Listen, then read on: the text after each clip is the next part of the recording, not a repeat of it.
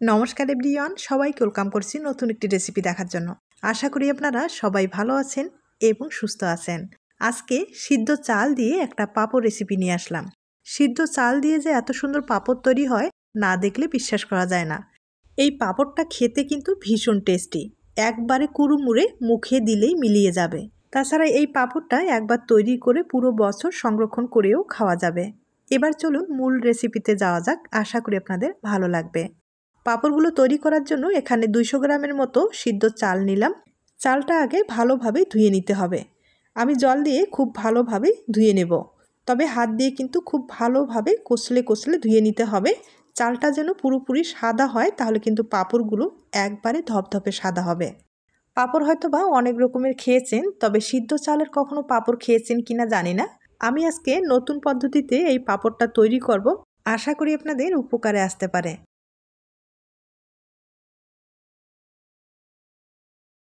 আমি অফ ক্যামেরায় চালটাকে আরও ভালোভাবে ধুয়ে নেব, যেন একটু ময়লা না থাকে।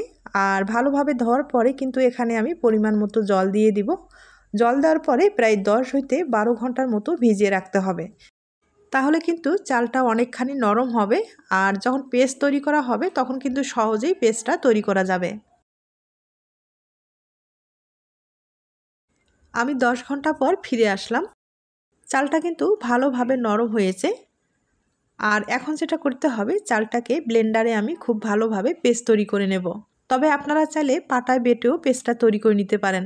সিদ্ধ চাল অনেকটাই কিন্তু শক্ত হয়ে থাকে, তাই একটু সময় নিয়ে ভালোভাবে চালটাকে ভিজিয়ে রাখতে হবে।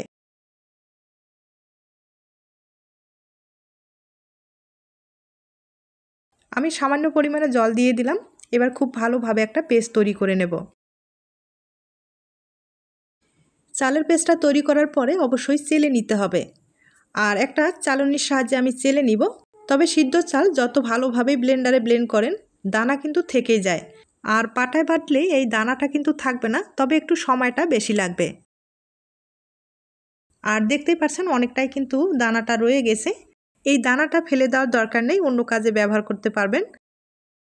এখন এখানে জল দিয়ে দিতে হবে, একবারে পাতলা করে একটা বেটার তৈরি করে নিতে হবে। এবার স্বাদ মতো লবণ দিয়ে দিতে হবে, আর খুব ভালোভাবে মিশিয়ে নিতে হবে। এবার চলুন আপনাদের আমি চুলায় নিয়ে যাচ্ছি। চুলায় আমি কড়াই বসিয়েছি, আর পেস্টটা আমি ঢেলে দিলাম। এখন খুব ভালোভাবে নেড়েচেড়ে নিতে হবে, আর নাড়াচাড়া কিন্তু কোনো অবস্থায় বন্ধ করা যাবে না। কিছুক্ষণ নেড়েচেড়ে নিলেই কিন্তু এই পেস্টটা ঘন হয়ে আসবে।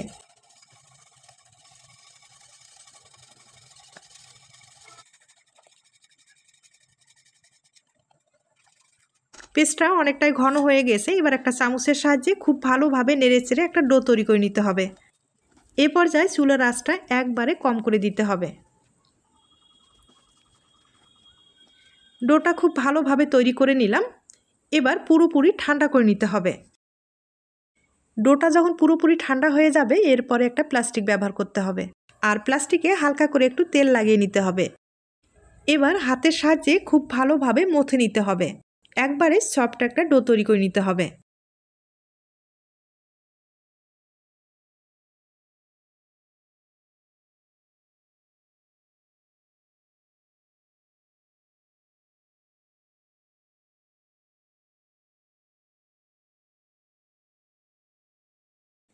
ডোটা আমি খুব ভালোভাবে তৈরি করে নিলাম। এবার আমি পাঁপড়গুলো বানিয়ে নিব।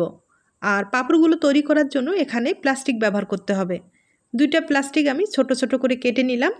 এরপরে তেল লাগিয়ে নিতে হবে।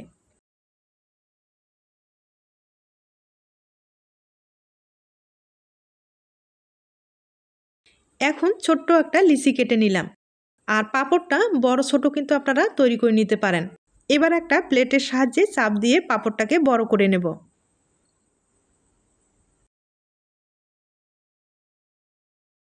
এবার আমি হাত দিয়ে চারিপাশে একটু সমান করে নেব। তবে আমি আবারও বলছি, পাঁপড়টা কিন্তু বড় ছোট তৈরি করে নিতে পারেন। এই পাঁপড়ের ডোটা যখন তৈরি করবেন, হালকা আছে নেড়ে চেড়ে একটা ডো তৈরি করে নিতে হবে। তবে ভালোভাবে যেন সিদ্ধ হয় সেদিকে লক্ষ্য রাখতে হবে, না হলে পাঁপড়গুলো কিন্তু ফেটে যাওয়ার সম্ভাবনা বেশি থাকবে। তাই অবশ্যই ডোটা কিন্তু ভালোভাবে সিদ্ধ করে নিতে হবে। এরপরে কালো জিরা একটু দিয়ে দিলাম। কালো জিরাটা দিলে পাঁপড়ের ফ্লেভারটা খুব ভালো আসবে। এরপরে কিছুটা শুকনো মরিচ একটু সিজার দিয়ে কেটে নিলাম ছোট ছোট করে, সেটা একটু সামান্য পরিমাণে দিয়ে দিলাম, তাহলে পাঁপড়টা দেখতেও ভালো লাগবে এবং খেতেও ভালো লাগবে। আবারও হালকা করে প্লেটের মাধ্যমে একটু চাপ দিতে হবে, তাহলে পাঁপড়টা কিন্তু পুরোপুরি রেডি হয়ে গেছে। এরপরে পাঁপড় কিন্তু শুকাতে হবে, শুকার জন্য প্লাস্টিক ব্যবহার করতে হবে। আর এভাবে আমি আলতোভাবে কিন্তু প্লাস্টিকে দিয়ে দিলাম। দেখতেই পাচ্ছেন কতটা সহজে এই পাঁপড়গুলো তৈরি করা যায়। একইভাবে আমি আরেকটা তৈরি করে আপনাদের দেখিয়ে দিচ্ছি। পাঁপড় হয়তো বা অনেক রকমের খেয়েছেন, তবে নতুন এই পদ্ধতিতে একবার হলো পাঁপড়টা তৈরি করে দেখতে পারেন। এই পাঁপড়ের স্বাদ কিন্তু একবারে ভিন্ন, তাছাড়া খেতেও ভীষণ টেস্টি, মুখে দিলেই মিলিয়ে যাবে।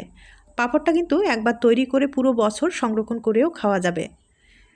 আর পাঁপড়গুলো বানাতে কিন্তু বেশি সময় লাগে না, খুব কম সময়ে অনেকগুলো পাঁপড় তৈরি করা যায়।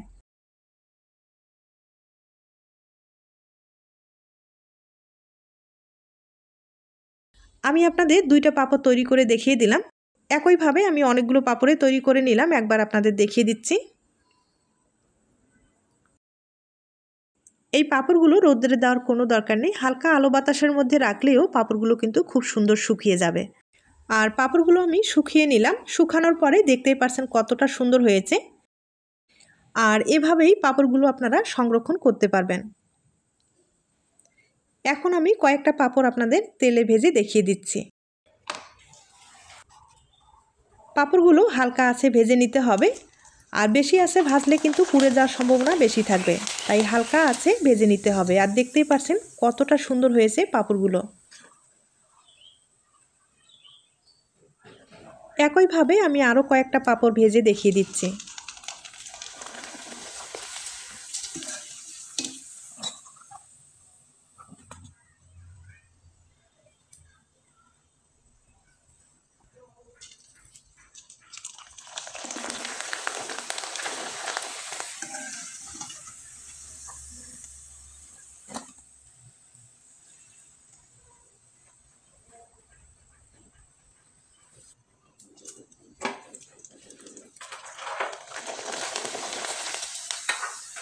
আমি আপনাদের কয়েকটা পাঁপড় ভেজে দেখিয়ে দিলাম, আর দেখতেই পাচ্ছেন পাঁপড়গুলো দেখতে কতটা সুন্দর হয়েছে।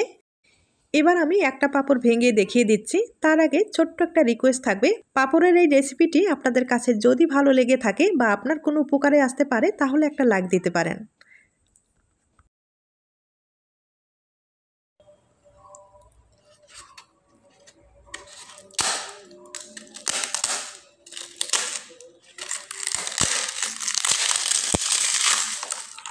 দেখতে পাচ্ছেন পাঁপড়টা কতটা মুসমুসে হয়েছে।